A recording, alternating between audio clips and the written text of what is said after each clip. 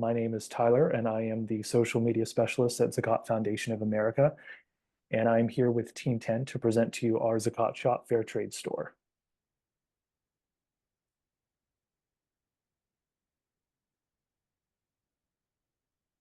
Imagine being forced to suddenly leave your home with nothing more than what you could carry in the clothes on your back. When the Syrian civil war started, Iman, a young Syrian refugee, lost her home and educational prospects immediately and had to flee to neighboring Jordan.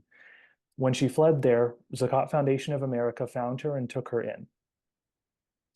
When she first came to us, she was psychologically traumatized and didn't have any means of earning a livelihood. But with the help of our vocational training programs, she not only learned how to sew, she also gained confidence, made new friends, and began her journey to healing. At Zakat Foundation of America, our mission is to help all those in need, just like Iman, regardless of their religion, nationality, political affiliation, or identity. Some of our main initiatives include providing emergency relief, establishing food security, and increasing healthcare access. We also provide educational opportunities and empower refugees through our livelihood training programs. One of our current continued initiatives is the establishment of vocational training programs around the world to teach refugees the skills they need to enter the workforce. Iman's journey is just one of many success stories that show how our training centers are more than just classrooms. They're places where people rebuild their lives. Let's talk about how we can work together to help more people like Iman by creating a sustainable venture that utilizes their skills in developed markets like America.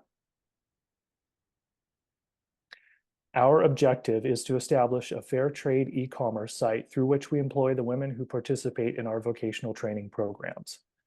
The work of these women from across the globe, which will range from sewed goods to jewelry and pottery, will be made available to American consumers through our new online Zakat shop. The profits from selling these goods will then be split between the women who manufactured the goods and Zakat Foundation of America. Through this venture, we hope to provide our beneficiaries with the opportunity to earn better livelihoods, increase awareness of and use profits for maintaining our current vocational training programs, and fund future projects. Our target market for this venture is the intersection of the sustainable and fair trade market space and the faith-driven market space. We are targeting the sustainable and fair trade market space as it currently accounts for 17% of all purchased goods and has consistently grown over the past 10 years. Additionally, there is a sizable faith-driven market in which lie 7 million American Muslims that hold over $2 billion in spending power. Many retailers such as Walmart and Trader Joe's have recognized this niche's potential and have catered their business towards them, which validates our focus on the Islamic community. Zakat Foundation's established reputation within the Islamic community, the American Muslim community, will allow us to tap into this market and benefit our venture greatly.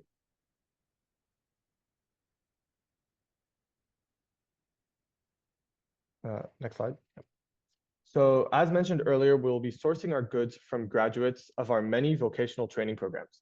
The list of products we will be selling include jewelry, mugs, pots, clothing such as shawls and dresses, mini art pieces like mosaics, small purses, and decorative table pieces. When compared to our main competitors, our biggest advantages are our ability to quickly scale and our religious appeal. Also, Zakat Foundation has had a previous Zakat shop that sold American-made Zakat Foundation merchandise. So the website already exists and is well seated. This means when searched, it appears in the top results on the search list. Additionally, our niche allows us to directly target a massive number of donors and American Muslims faster and more efficiently than our competitors. The first phase of our venture involves shipping roughly 100 goods from Turkey to conduct a soft launch in order to gauge interest in the venture and our products. To start, we'll be selling jewelry and small pots.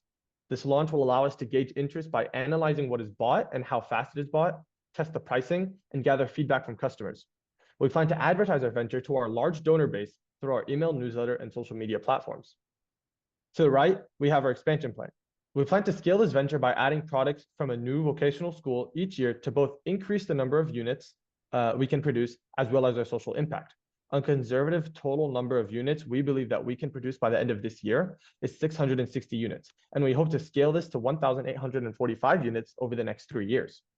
The units produced from 2023 represent the old Zakat shop, and 2024 marks our shift to the new fair trade Zakat shop model. which relies on different production and distribution techniques and is reliant on different infrastructure, which explains the initial decline in products produced, but then the rapid incline as we continue to scale.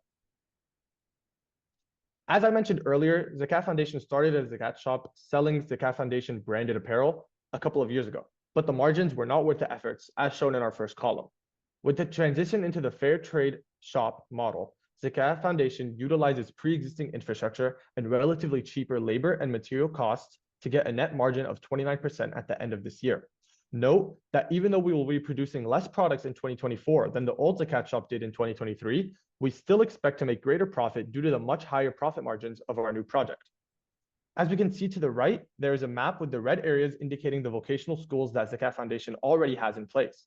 As stated earlier, each year we hope to expand the venture to another vocational school to scale the number of units we can produce. The graph and tables show how revenues and expenses grow as we scale.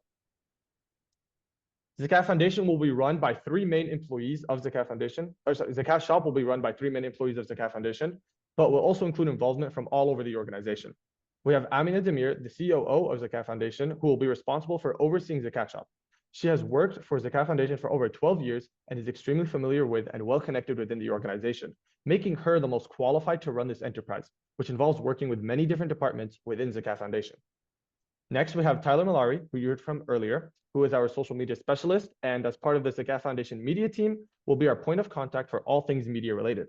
He, along with the rest of the media team, will be responsible for advertising our products, answering inquiries, and keeping the website up to date. He was also involved with the old Zakat Shop project, so he is familiar with the logistics of such a project and knows what pitfalls to avoid. Finally, we have Nasreen Amira, Zakat Foundation's CFO, whose depth of experience in finances and accounting will be invaluable in managing the finances of this project. Seeing that our Zakat shop does not have major startup costs, Zakat Foundation already has the funds to start this initiative. Additionally, we've already received a $20,000 donation to be allotted for this project specifically. Instead, we are asking for assistance in recruiting an experienced international e-commerce mentor who is willing to volunteer their time to help oversee the project and serve as an advisor during the early stages of this project. Thank you.